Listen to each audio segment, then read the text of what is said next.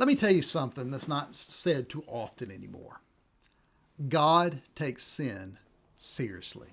Now, I know that sounds extreme, but Genesis 7, verse 23, doesn't soften that reality. It states it clearly. Listen to this verse. Concerning the flood, he says, He blotted out every living thing that was on the face of the ground, man and animals and creeping things and the birds of heaven, the heavens. They were blotted out from the earth. Only Noah was left and those who were with him in the ark. Two words there stand up like a warning sign. Blotted out. Erased. Every living thing. The whole world meets the holy anger of God. Because violence had filled the earth and corruption spreading everywhere, sin has just become the norm of that culture. And then the verse turns and drops mercy right on top of judgment by telling us that only Noah was left and those who were with him in the ark. You see, the sentence that buries a world also preserves a promise. What do we learn about judgment and grace from this? Well, let's talk about that. First of all, we learn that sin grows until God stops it. Genesis shows us what happens when the evil is allowed just to run unhindered. It spreads, it hardens, it becomes normal. It starts sounding like the reasonable thing. A culture can really adjust to almost anything. Consciences can dull. The heart can justify, again, just about anything it wants. But then God steps in. And then there's judgment. I understand judgment is not God losing control. Judgment is God refusing to surrender his world to corruption. Now, what else do we learn? We also learn that mercy keeps a line alive. See that phrase again? Only Noah was left. Now, that phrase is not about Noah being superior to everyone else.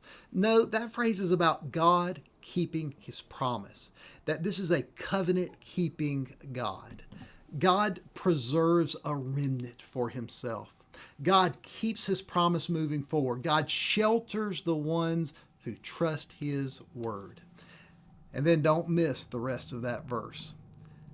And those who were with him in the ark, right? Not just Noah alone, but and those who were with him in the ark. Mercy gathers people. Mercy covers a household. Mercy keeps more than one life afloat. And then we see something about judgment and deliverance. We see that they often arrive together. The flood is judgment. The ark is mercy. Genesis 7 is already teaching us how God works. You know, you think about your life right now and where you are with God. Some of you have already made peace with sin in your life. I mean, you manage it, you may rename it, you may hide it, you may excuse it. And Genesis 7, well, it confronts that. God takes sin very seriously. Now, others of you are in the other camp.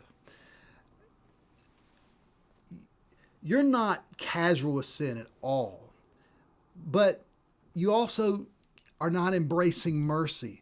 You're crushed by sin. You keep replaying the past. You keep looking at that same struggle over and over.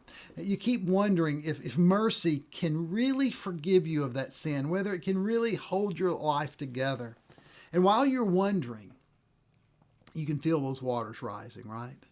Got that pressure at work. You got that relationship that is, it's not what it was. It seems to be fraying at the edges. You got that burden. Maybe it's a health burden. Maybe it's some other kind of burden that you feel like you're just carrying alone. You feel those waters just increasing. And so here's the question for you. Are you trying to live with sin like it won't matter? Or are you trusting God's mercy like it'll be enough for you? You see, self-made shelters, they collapse. But God's salvation, it's secure. It stands. It survives his judgment. And Genesis 7 leaves you with that phrase that is both warning and hope. Only Noah was left.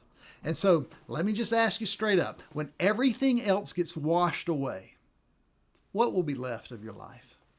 Maybe a reputation, a resume, or will it be a settled faith of someone who trusted what God said?